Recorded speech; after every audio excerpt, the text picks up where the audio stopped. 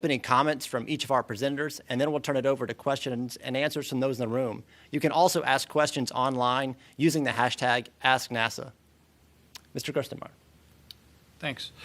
It's great to be here at the Kennedy Space Center again, and just have completed a pretty long day and a long flight readiness review, but it's great to see the teams come together and work through the issues and get ready for flight. It's exciting to see us get ready for this test flight. And we talked about it as really it's a test flight, but it's more than a test flight. It's really a mission to the International Space Station. It's part of the commercial crew program that really gets us ready for the DM2 and the crew flight that comes up later. So this is an absolutely critical first step that we do as we move towards eventually returning crew launch capability back here to the U.S. So just a very, very exciting day today. We went through a lot of topics, a lot of issues, a lot of work's been done by the teams. I think as I step back, I was really impressed by the working relationship between the teams across the agency, and the amount of work that's gone into this flight and to this mission and this vehicle and this design is just phenomenal. The teams have spent many hours getting ready, working lots of issues, moving forward, and it's exciting to have set the launch date for March 2nd at 2:48 a.m. on Saturday, a week from tomorrow. It's great that we're getting ready to go do this. We still carried out of this review one action. We want to go look at how the software operates when we're on the velocity vector approaching the space station, and how all that works and how the abort scenario works, what triggers can occur. So there was an action assigned to go look at that. We had a dissenting opinion on that same topic from one of our international partners. We'll continue to work that, but we're go for launch, we're go for docking, and we'll work through that over the next week. But again, just a phenomenal review today. I look forward to your questions. It's great being back here again. It's great starting to get that feeling of launching again and getting ready to go fly. So with that, I'll turn it over to Kathy. You know, as I was sitting there in the room today, I had to think about, in 2014 when we had put out the original RFP. And in the original RFP, as we were building the requirement sets, we'd only had a requirement for a single crewed test flight. And both our current providers, Boeing and SpaceX, had come in and proposed an uncrewed demonstration mission. And over this last 9 months, as we've really been getting ready for this mission, I realized what a gift it has been for us to have this uncrewed test mission, not only for what it's going to give us, and I'll talk in a little bit about all the demonstrations and that we'll be doing on this mission, but really for allowing us the opportunity to get ready for the mission and working through the process to go through the paper closeouts and the reviews on first an uncrewed test flight, getting ready for a crewed test flight. So if you could pull up the slide I have.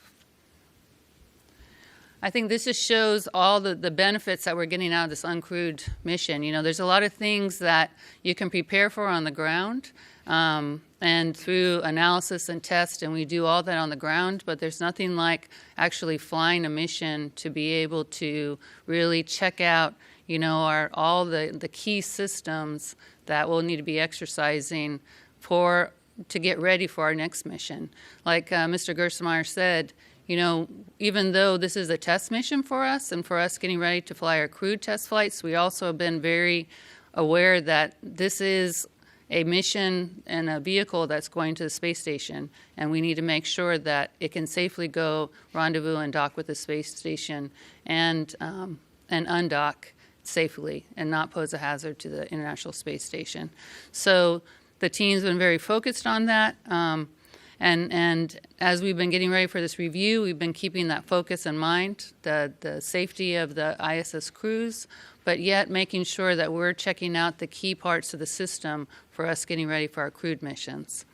I was lucky enough a few weeks ago to be able to walk out to the pad with Doug Hurley and Bob Benkin and walk up to the vehicle, and it really gave us a sense of getting ready and realizing that the next vehicle that we're going to be walking up to on the pad is going to be their crewed flight test. And it really made me realize and further realize and emphasize how important this mission is for us to do and to learn from and then apply it to not only our crewed test flight coming up, but we'll take that learning into our abort tests that we'll have coming up, and we'll take all that learning to be making sure that we're going to be making our crewed flight test as safe as possible. So very exciting day, but I'll tell you we're not done. We need to execute a successful mission with SpaceX next week, and we need to take all the learning out of this mission and apply it to our upcoming crewed missions to make sure that we can deliver on our promise for delivering safe crew transportation to the International Space Station. And Hans, Yeah, you get all the hard questions. yeah, it's very exciting. It's a week away from launch, a little over a week, and the FRR is a major milestone, and it's a big team, and we're coming together to review our work and make sure that everything is good to go, and so that is a very. And we're also doing this in the room where all the shuttle FRRs I heard have been done. So it's a really big deal for SpaceX and of course for me personally too. I do want to go back a little bit to Dragon 1 and just point out the differences. Can we roll the first video maybe? Yeah, so this is Dragon 1, and there's a couple sequences here. We have a lot of flight heritage by now. We had 16 missions. Dragon 1, as you just saw, comes up on the arbor and then hovers under the station. That's very good to see there, and then gets grappled by the arm, or gets caught by the arm, and that is one distinct difference between Dragon 1 and Dragon 2. Dragon 2 will actually dock at the station on its own and will not use the arm anymore. It will also not come up on the arbor, at least not initially, but on the V-bar, which is in flight vector direction. There's a couple other differences. For example, Dragon 1 has a solar array, and Dragon 2 has it on the side. The key difference, and I'm going to show you a little bit more about Dragon 2 here in a second before we go there. Yeah, can we roll the second one just in right now? The second video. Okay, here we go. So that's new Dragon, Crew Dragon or Dragon 2. It's about the same size, 27 feet tall, and has room for seven astronauts. That's obviously the main difference. Inside there are seats for astronauts. There's a life support system. There's an interface, a console, so that the astronauts can take over in if necessary, and perform certain functions within Dragon. You can also see on the outside the heat shield is between Dragon and that trunk. The trunk looks distinctly different. It has fins and has a solar array on one side. It doesn't have the foldable solar array that Dragon 1 used to have. That's because we cut down on the power budget. We have enough power with less solar cells. And let's see what else. Super Draco. Super Dracos are bigger. Draco are our thrusters on Dragon, and the small thrusters are called Dracos, and then the bigger thrusters are called Super Dracos.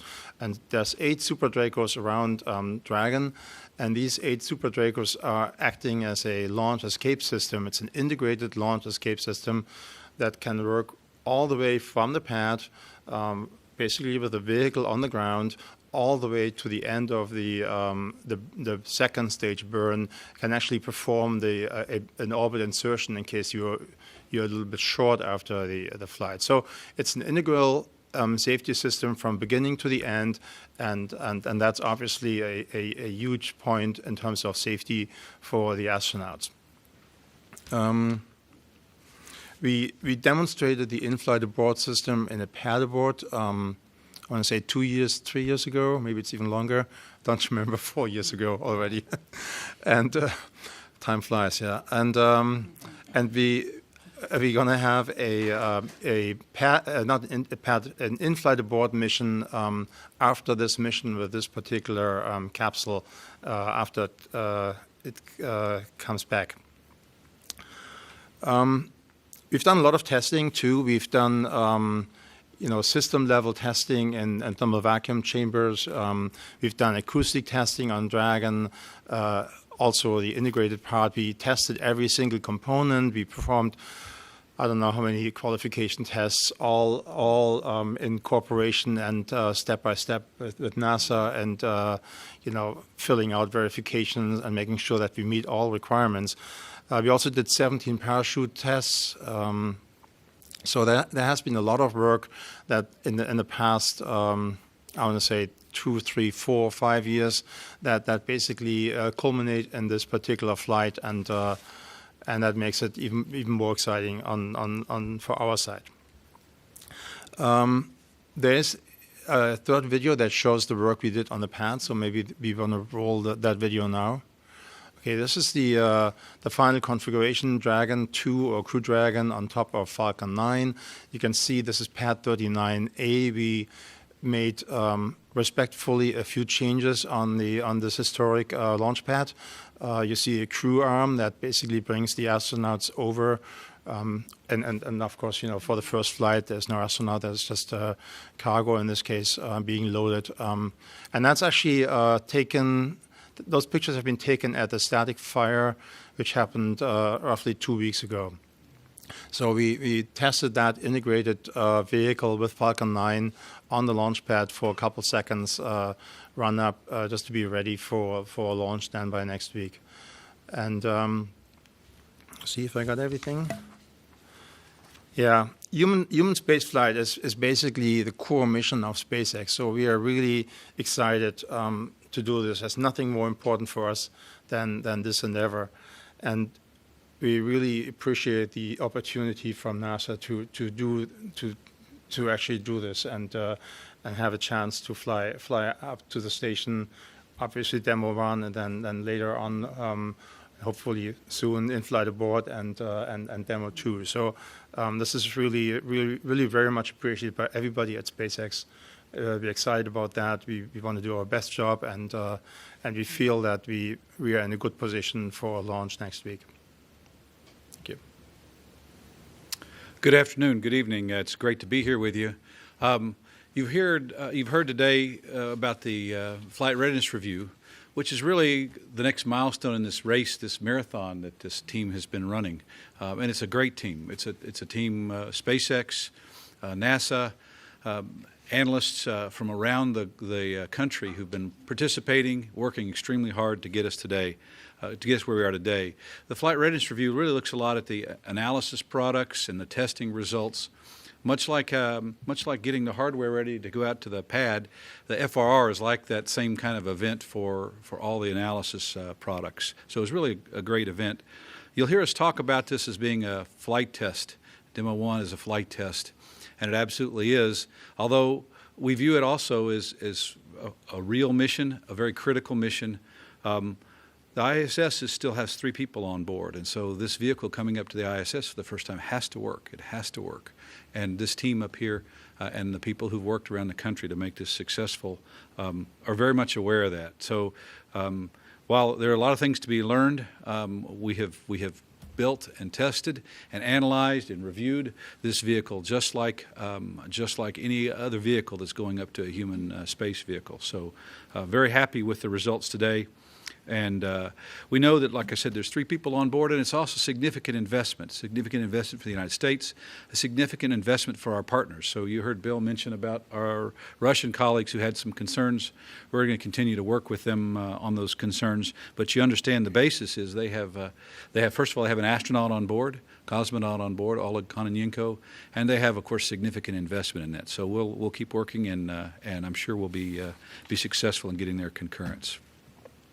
A couple of really interesting things when this vehicle gets to ISS. It's going to dock to the International Docking Adapter. So the IDA, we call it IDA because we have to use acronyms. IDA was delivered to ISS in 2016, July 2016, aboard Dragon 1. So here Dragon 2 is going to dock to something that was brought up on Dragon 1. It was actually installed in August of 2016 aboard a spacewalk. This will be the first time anyone has docked to it, and in fact, some of the activities we have in preparation is actually do an inspection before Dragon 2 arrives, and one of the activities as it undocks is to go do us an inspection as it leaves. Over the years, we've done a number of EVAs to go prepare not only the IDA, but also to prepare. We have some high-definition cameras that will be watching the vehicle as it approaches, so we look forward to having this imagery available to us. We have a tremendous amount of vehicle traffic coming to ISS all the time, a tremendous number of activities that happen, and just to give you an idea of what's going on right now. So, of course, we have the launch coming up here on the 2nd, but just right on this launch and then ultimately the undock and return. But right on the heels, on the 14th of March, we have a Soyuz, 58 Soyuzes coming up. We have 3 EVAs planned in the end of March, beginning of April. We have Northrop Grumman 11, the next cargo flight, coming up on the 17th of April, and then a SpaceX vehicle, Dragon 1, coming up the end of April. So you can see that this launch, this is a really perfect time for it to occur, but there's a busy time on board the International Space Station. I had a chance to talk to the International Space Station crew yesterday, actually. We had a short conference, and on board, of course, is Anne McLean, David Saint-Jacques, and Oleg Konyenko. They were actually, there they are, they were all very excited and very much looking forward to having this vehicle come up. They've been doing their training on board. They understand about all the procedures that are in place for them to monitor and even conduct some of the testing on the vehicle. And then, of course, ingress and remove the cargo and pack the cargo. The interesting thing about this flight is at the same time we're planning the docking and the arrival of this vehicle, we're also planning for the undocking and the return of the vehicle.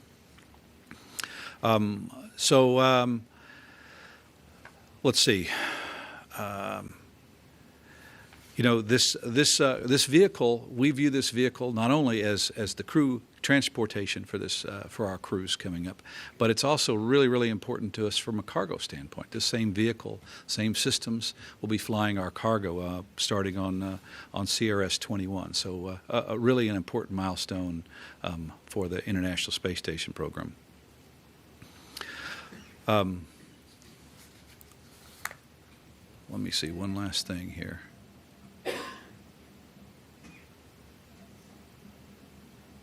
Well, like I said, this is a big milestone for us today. The crew on board is ready. The International Space Station program is ready. We think this vehicle is in excellent shape, and we're ready to have it on board the International Space Station. So with that, let me hand it over to Norm Knight. Thank you, Kirk. I'm really honored to be here with my esteemed colleagues as we move one step closer to launching astronauts off U.S. soil. We will assure that those astronauts are safe from the time that they leave their families to go fly in space to the time that they're reunited with their families. Last August, you probably remember the big press release and celebration.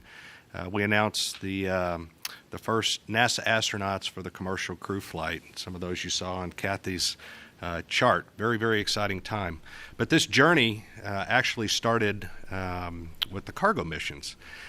That's when these teams, the NASA teams and the SpaceX teams, really started working together. They were forged together to go work and make commercial cargo a success. And that's when these teams started building trust, building respect with each other, working through issues, and really learning to work together as an integrated team to solve common objectives. And building on that for commercial crew, we're doing that very well. Our astronauts and engineers are engaged with SpaceX on both the Falcon and the Dragon, both in the development of the vehicle, with the spacesuits, training, cabin layout, crew displays, all aspects of operations in the control center. The interactions, daily interactions with the spacecraft, all the choreography that takes place for docking and undocking. We're working together as an integrated team, again, making certain that our astronauts are safe and that the International Space Station is safe in this endeavor. We're also working with SpaceX on astronaut training, so not only for Demo-1, or not only preparing for Demo-1, but looking ahead for those flights and getting prepared with it. The joint NASA SpaceX operations team have been formally training for this critical Demo-1 mission since June of this last year. A lot of simulations, a lot of work that's been done by both teams. And as we talk today in the review, I can assure you that both of these teams are ready to go and are very excited about next week. As Kirk mentioned, not all the activity is going on the ground. There's a lot of activity going on in space. Our ISS Canadian astronaut David St. Jacques and our U.S. astronaut Anne McClain, as Kirk said, they're really looking forward to Demo-1. They're already getting prepared for this. They're getting return cargo ready to go. They're doing their final preparations and training for this. On docking day, the crew wakes up, and it's going to be an exciting day. They're going to be configuring on board, getting ready for the vehicle arrival, setting up monitors and displays for Dragon, making sure that everything's where it needs to be. They'll be in the cupola when the Dragon first appears, and it will be a very, very exciting day. And they'll monitor Dragon as it approaches ISS, ensuring that it's within limits, all its operating parameters are where they need to be, and closely watching again to make sure the safety of station is maintained. While that's going on, our current ISS astronauts, Bob Behnken and Doug Hurley, they're our commercial crew astronauts that are slated for SpaceX. They're doing their preparations. They're working very closely with the SpaceX team for training. They're working for helping with the crew displays, configuration, reach and visibility, crew human factors, those type things. And a lot of that training is ongoing at the same time. So while Demo-1 is a focus right now, teams are working very, very hard, looking forward to what's required for the next mission. We're excited in FOD for the Demo-1 mission. The teams are ready to go. We've been engaged along the way. And we're happy to be part of the NASA team that's really paving the road of human spaceflight that our commercial partners are going to travel on. That's really an important piece of this whole equation. So looking forward to it and looking forward to your questions. Thank you. And we will begin by taking questions from those in the room. We also have a phone bridge queued up, and then we can ask questions using the hashtag AskNASA. And so we'll begin here in the room. And we'll start up in the front with Marcia. Marcia Dunn, Associated Press for Hans. How will this Dragon, will it look, are there seats inside, are there consoles? How much like or different is it as if a crew were on board flying? And will you have a starman or a starwoman mannequin on board to test things out? I want to say yes, everything is in place like the crew version, and I mean the Demo-2 version. I mean Demo-2 Dragon. It's as far as I know, it's identical on all console and everything else. And there's a, should I say dummy? Is that the right word? I'm not sure if that's the right word. ATD. ATD? What? I prefer to not call them dummies, but But whatever the appropriate word for dummy is, then there is one. Actually, I forgot to ask the name. I know he or she has a name, but I don't remember the name right now. So yes, there's a just one. Yeah. So there is a puppet dummy, ATD, whatever it is, in there, and we measure the responses on the human body, obviously, and measure the environment, and want to make sure that everything is perfect for the safety of the astronauts. And so this will be a suited up. Yeah, suited up on the SpaceX suit. Yes. And what cargo are you taking up in general? I think that's probably more a NASA question. Kirk question. Yes. Sure, we're taking up one of the cool things, we're taking up some radiation monitors. So actually going to load those relatively late, and they're passive dosimeters, but they'll go on board. We'll bring them back home on this and measure the radiation environment. So that's also an important thing. We're taking up some, I'll call it utilization hardware. Really, it's some hardware, some cold bags, so we could bring some samples home.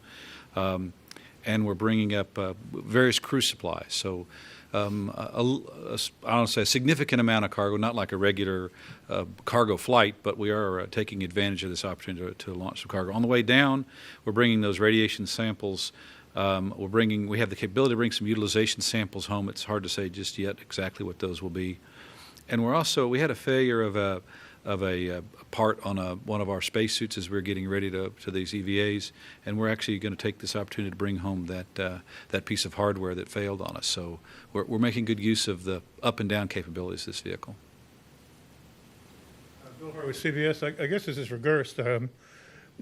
The backup dates, if you're going on the 2nd, you've got a Soyuz cutout coming, obviously. I'm just wondering how many shots you get in front of the cutout.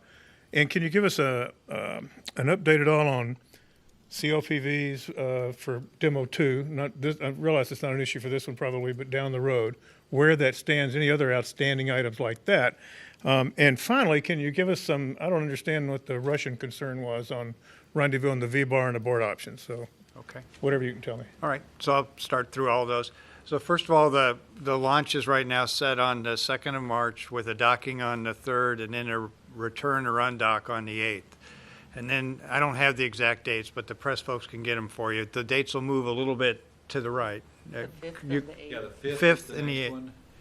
And then I'm showing the 9th, Kathy. But anyway, it's threading the needle because you have not only launch constraints, and we have the Soyuz cutout, as you mentioned, but there's also looking at the landing and having lighted landing conditions and So what's- a few other what's- ops constraints. Yeah, so what's driving the launch dates are, first of all, we want to keep the docking time about 24 hours because of some thermal constraints on SpaceX. So that sets when we can launch. And then we want to return on a lighted condition so we can see the parachute activity during return. And then we also want lighted for the water recovery of the capsule. So those kind of set those 3 dates. So we have those 3 opportunities before the Soyuz cutout. So we think that's a reasonable amount of time. You ask about composite overwrapped pressure vessels. We're still working through that for the crewed flight.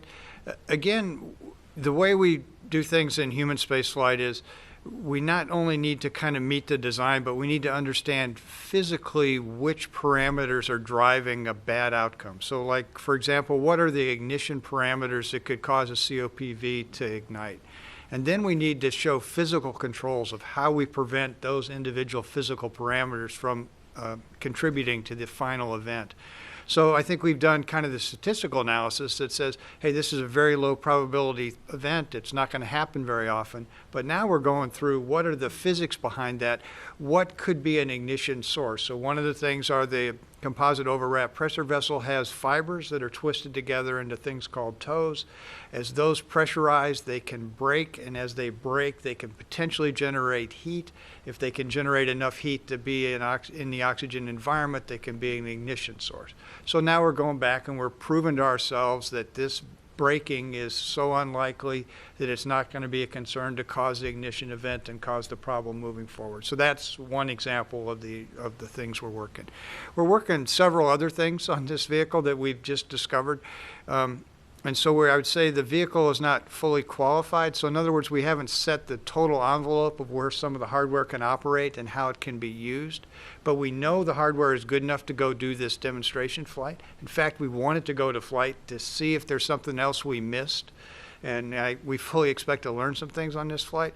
And then we'll go through a more rigorous kind of problem-solving method, just like I described for you, the COPV. But we'll do that with each one of these things. There's some stuff in the thruster area. There's some stuff in the parachute area. There's some stuff in the propellant system area. Some more composite overwrapped pressure vessels actually on the Dragon tank, et cetera. So there's a handful of things. This is very typical. We find these things out. We figure out how to work them. We figure out how to get ready to go fly. We're acceptable to go fly. But then we're going to be more rigorous. We're going to understand the physics. We're going to maybe redesign some of these things. And they'll show up redesigned when we come around and go fly crew in the future. Then the last thing you were asking about was on the velocity vector. What is the concern? The concern is that in the past, the international partners have sometimes had a box or a system that was separate from the main computers. So if something happened with all the main computers and they all shut down, another box would kick in and would do a breakout maneuver and maneuver the vehicle safely away from space station. That was in the Japanese cargo vehicle. It was in the European automated transfer vehicle. But in the case of SpaceX, we just have the computer strings, and they're fault tolerant in themselves, but there isn't a separate box to do this breakout. We think that's acceptable. One of the actions that I assigned the team was to go look a little more rigorously at what some of the fault detection, identification, and response is to various failures on the velocity vector to make sure that the computers do all the right things, that we don't get in a situation where essentially the vehicle goes dead or dormant and then just continues its approach and then collides with station. So that's the basic concern that the Russians brought up. Why isn't there a separate system or a separate box to go provide this backup capability? We think we have sufficient rationale for that. They asked me in December. I talked to them about it a little bit then. Through the furlough activity, I wasn't diligent enough to stay in contact with them. We'll follow up with them this week, and I don't think it'll be a problem once we go through the details of why it's safe, and we can explain to them why we're moving forward. But again, I see this as a really healthy process. We ask everyone, what are their concerns, what are their issues, bring them forward, and we can talk about them, work them out, and we get better by doing this. And I think we're in a very, very good shape. I'm very comfortable with where we're heading towards this flight. I fully expect we're going to learn something on this flight. I guarantee you everything will not work exactly right, and that's cool. That's exactly what we want to do. We want to maximize our learning so we can get this stuff ready, so when we put crew on, we're ready to go do a real crew mission, and it'll be the right safety for our crews. Thanks. Irene Klotz with Aviation Week. Can you give us a number of how many test objectives you're looking to accomplish on Demo-1? And I have a follow-up. I can't off the top of my head. I mean, we can find out. We have a flight test plan that we have them all listed and what our primary and our secondary flight objectives are. Stephanie, well, I don't have them right here with me, but they kind of cover the key areas that I put up on the slide, right? But we have primary and secondary objectives that we've gone through that are in the flight test plan.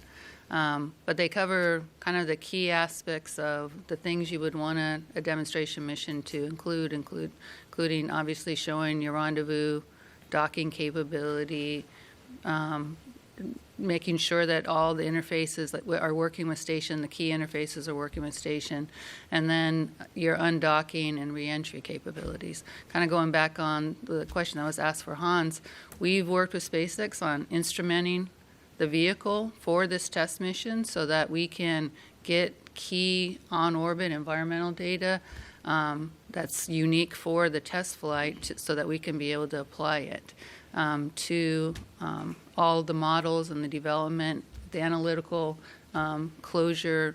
A lot of our requirements require detailed analysis, and so this test flight allows us to kind of ground those analyses and be able to use them. So this vehicle inside has a lot of instrumentation. We're getting a lot of imagery on the vehicle as it's coming back.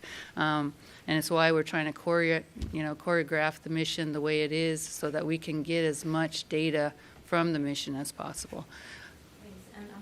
And Bill, when do you think that you will need to decide about whether to turn the Boeing crew flight test into an extended ISS day? Yeah, we'll probably decide, first we'll do the uncrewed flight with Boeing, and then we have a pad abort test with Boeing, and then would come up with the flight. So it'll be towards the end of this year, probably is when we would decide if we want to make the crewed test flight more of a mission kind of duration. Hi, Stephen Clark from Spaceflight Now. Gerst, you mentioned some open issues with the thrusters and parachutes. Can you go into a little detail about those like you did with the COPVs? I know that's not an issue for this flight, but down the road with crew, and I have a follow-up. Yeah, I guess in the parachute world, we're still in the middle of the qualification program, so that's this process I described to you where we're looking at the physical parameters of how the chutes operate and have we covered all the corners of the envelope in testing. So the teams are still doing parachute drops, they're still doing parachute testing. That needs to be completed, that needs to be understood. So there's some work that needs to be done there. So that's I would say, open work. The teams need to discuss that data back and forth on the parachute side. But I think we're comfortable that this parachute system is perfectly good for DM1. It could be also okay for DM2 the way it is, but we need to get through this qualification testing and understand how much margin we have in certain areas to see if it's the right thing to do. On the thrusters, there's a portion of the thruster that can actually break free and liberate and come out of the thruster. We need to understand, I think we understand why that occurs. We can control that by operating the thrusters in a certain manner, keeping temperatures at a certain temperature, keeping the propellant conditions exactly the right way. In the future, we'd like to understand to maybe make a change to that, to either keep the thermal system, keep the propellant warm in the vehicle without having to do attitude control to keep the propellant warm. So that'll be another change that's coming in the propulsion system.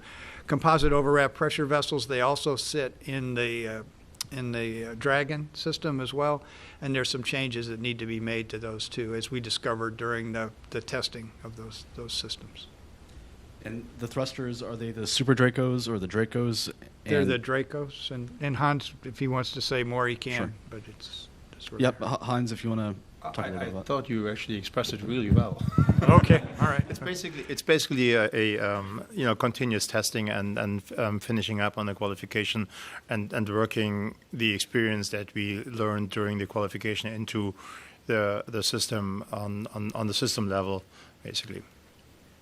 I think we talk a lot about Right. learning from the cargo missions and how there's this cross. And so there had been a thruster failure on the cargo missions, and we had finished up, actually, we're on the process of finishing up qualification testing on the Crew Dragon and found this failure. And so we had to go figure out what was causing the failure. And SpaceX folks have done a tremendous amount of testing over the last 4 or 5 months, and now we've isolated it to operating in this kind of cold condition. And so we're totally avoiding that condition on this mission by controlling the mission, the operational parameters of the mission.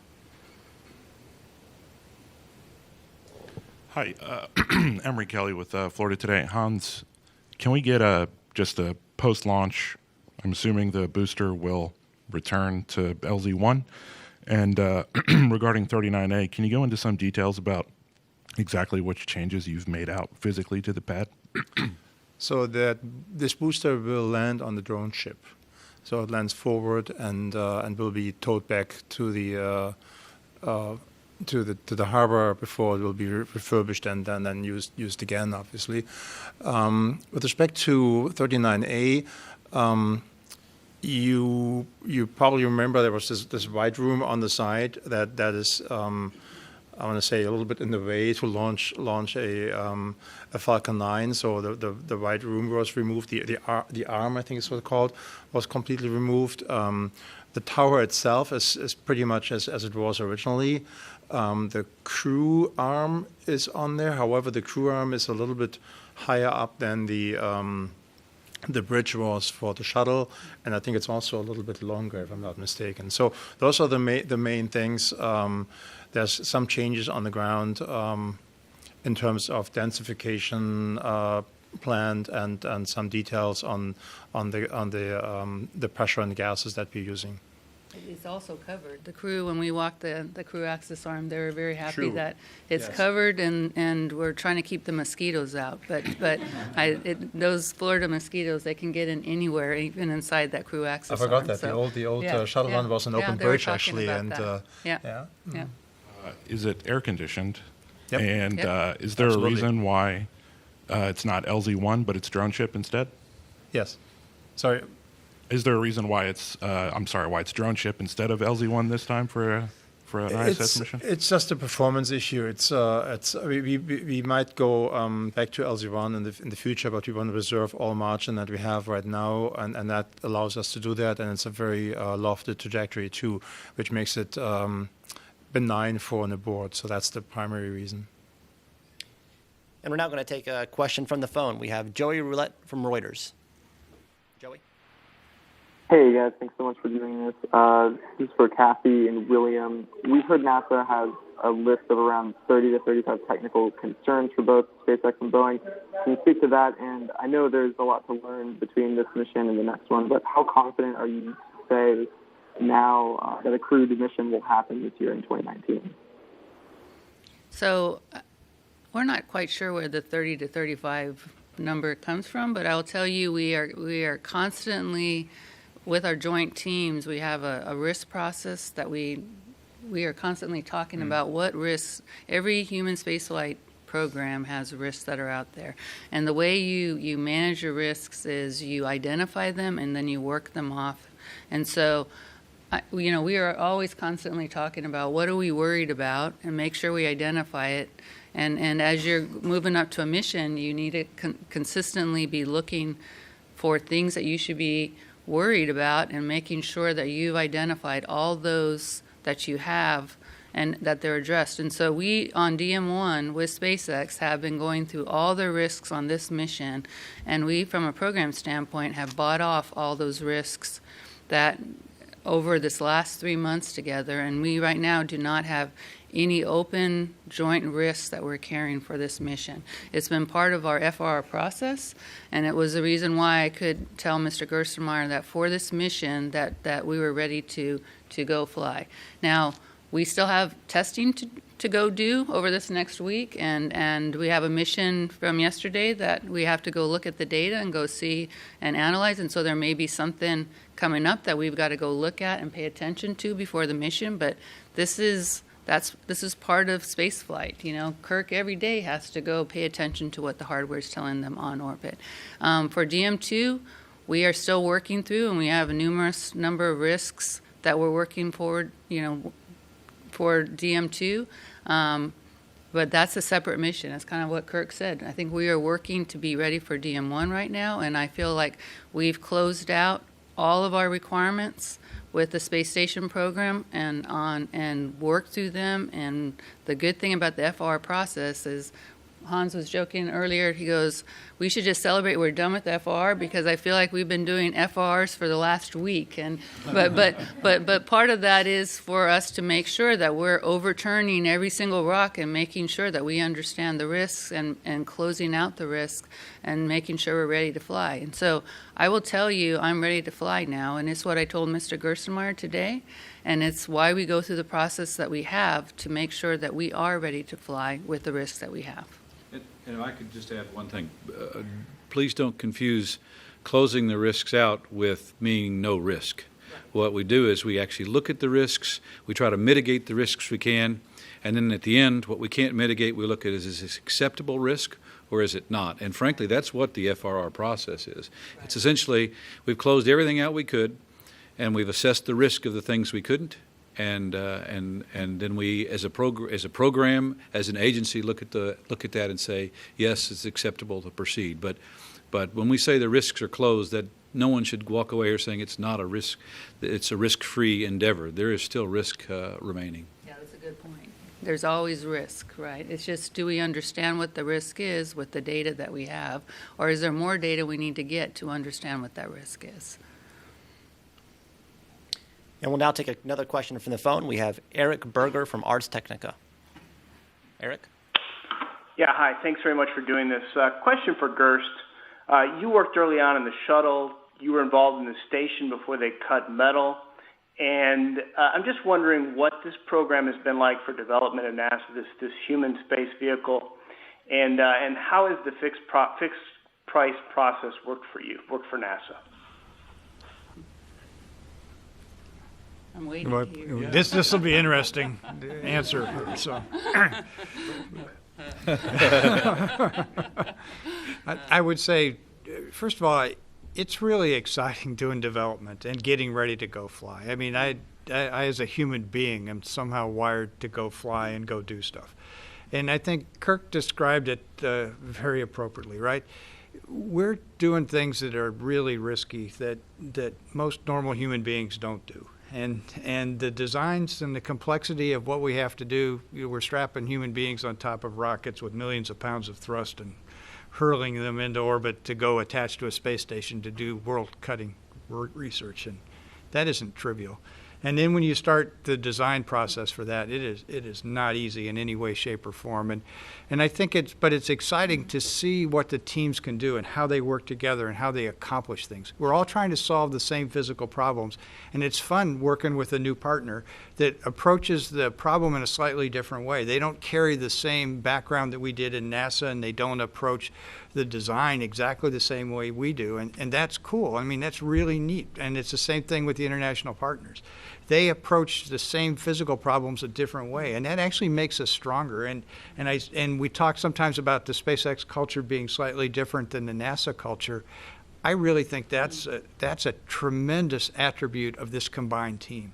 We're bringing these two cultures together in a different heritage and a different way of doing business, and actually building a much stronger system than we would if we did it individually.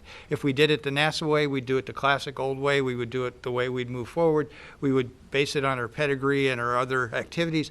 This way they're pushing us and they're forcing us to look at new things and look at doing stuff a different way. And I think that's really cool, because then that gets our engineers all excited, because they go, wow, we didn't think of it that way. We can make this work. Oh, and then the SpaceX guys hear our experience of what we learned and of doing testing for couple of years and say this doesn't work, and they go a different way. And then the teaming and working together is building a much, much healthier system moving forward. So I think we're going to have a very strong system moving forward. I'm happy with the process, the way it came together. It's exciting for me because I think there's more development going on in the agency than I've probably ever seen, between what we're doing with SLS and Orion, what we're doing with SpaceX, what we're doing with Boeing, and then operating the space station. This is an awesome time to be in spaceflight. And I do want to point out it's great the other way around too. Yeah, I mean we learned from NASA. NASA has an incredible experience on flight data and missions that obviously not a single company or person can have. And so we're learning with this extremely experienced team. They keep us honest. We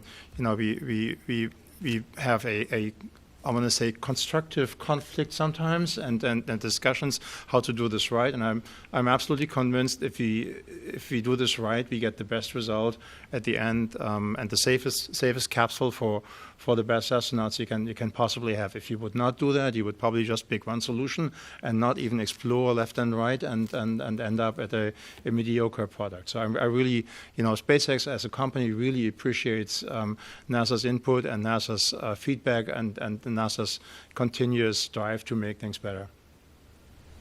And we have some questions from social media. Hey, Shuttle Discovery on Twitter would like to know, will the astronauts aboard the ISS be able to board Crew Dragon during its stay?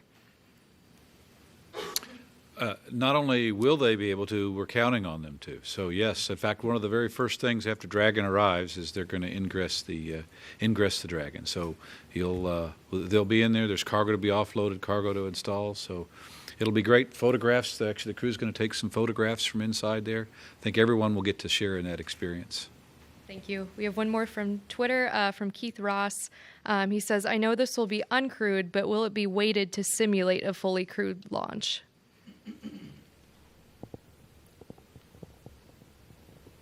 I would think yes, right?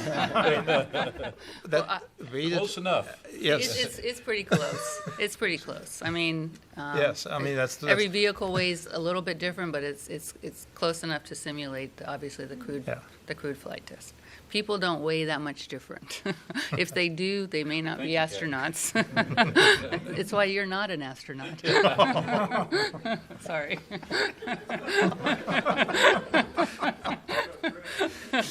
Yes. Okay. Kirk told me I needed to take a nap during that far, so maybe this is true now. And Bill Harwood. For Gerst one more time. You were speaking of, and all of you have been speaking about managing risk and all that. What is the latest number that you're shooting for Demo-2 in terms of a probabilistic risk assessment for loss of vehicle, loss of crew? I mean, what's the target? I think the target's still either the 1 in 270 with operational mitigations or 1 in 200 without operational mitigations. And so both providers are finishing up their final PRA assessment, but I think we're getting pretty close.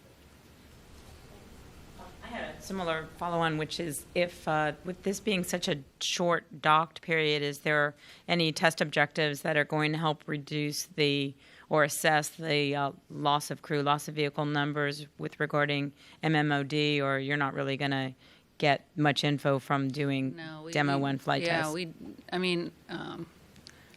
We always learn from the vehicle, and we're going to do it's actually to help us assess MMOD damage. We're going to do a robotic a photo survey, inspection of the vehicle before on Demo-1. But really, we analytically close that out using our models of the MMOD debris models and our shielding models. And the vehicle design. So we assess the vehicle design with how well it can protect itself from the model that we have of the debris. And I think it's also really, you got to be really careful with these numbers, right? Yeah. We talked the mean value, the 1 in 275, the 1 in 200, the 1 in 500. There's a big spread about that, and that's the uncertainty in the model. And we're continually discovering failure modes that we didn't put into the model. So the model is just a mathematical representation of what we think we're flying. So I know it's easy to grab the number and use the number and carry that number forward, but that is not really a very fair representation of what the risk is. It's harder, but it's better to go look at the discrete risks we know and the unknown risks. It gives you a representative feel, but don't think of it as an absolute value or an absolute number that if you're 2 percentage points below or 2 percentage points above, you're safe or unsafe. It's not like that. There's not that sophistication in the analysis. Where do you stand on the flights of the COPV2 that need to be done prior to Demo 2? We're actually we've been flying, I think, how many missions have you flown the 2.0s? 3 or 4 so far. Yeah, so we've actually had quite a few. The Demo-1 design is the design that we're planning to use for Demo 2. Actually, I'll just add to what Gersh said about the COPVs. We've made tremendous progress, I think, on finalizing the design certification activities. We're actually just have a few open areas on our final certification on the 2.0s. So I think over this last year and a half, we made incredible progress on doing final certification on those 2.0s. And right now, the Demo 2 design is flying on Demo 1 and is the same that has flown on the previous 3 or 4 Block 5 Falcon 9s. We have time for 2 more questions. Marcia Dunn, Associated Press. Where specifically will splashdown occur, and will you have any flexibility if you need to change that location? So it's actually, that's a good point. I forgot to mention that earlier. Splashdown is in the Atlantic, so it's within reach of Florida, basically. I'm not sure exactly where. Yeah, it's like a couple hundred miles, so that we can get the capsule in pretty quickly, similar to when we land on the West Coast. It's easier to process Dragon after that, and that's why we do it over here. I guess that answered your question already, right? Could you change to the Pacific if you needed to, or what? How Not much easily. flexibility do you have? Not easily. There's a lot of planning, I would say, in there. From Dragon's perspective, of course, that would be possible. But in terms of planning and all coordination with the different agencies that own the ocean, that takes a while.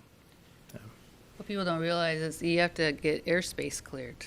So we've had to show kind of the trajectory cleared for the splashdown. And this splashdown's farther out because it is a demonstration mission.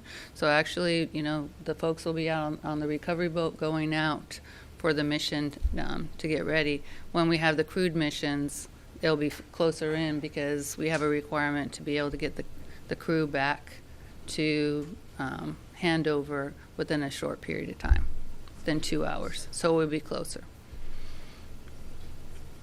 And Dan Billow? Dan Billow with West TV. What is the policy on use of a reused booster now and going forward for any crew flight? Is it okay to use a reused booster?